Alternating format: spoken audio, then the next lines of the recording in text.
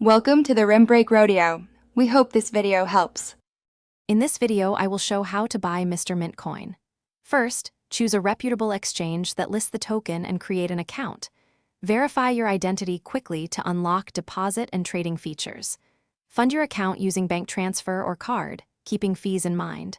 Review order types, set a limit or market buy, and confirm amounts carefully. Finally, move your coins to a secure wallet for safekeeping.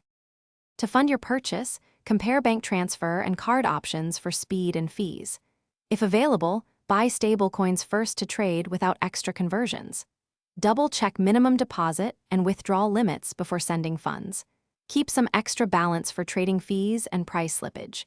Use official fiat on-ramps on the exchange to reduce risk.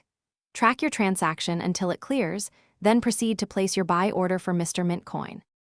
When ready to buy, pick market or limit orders based on your priority of speed versus price.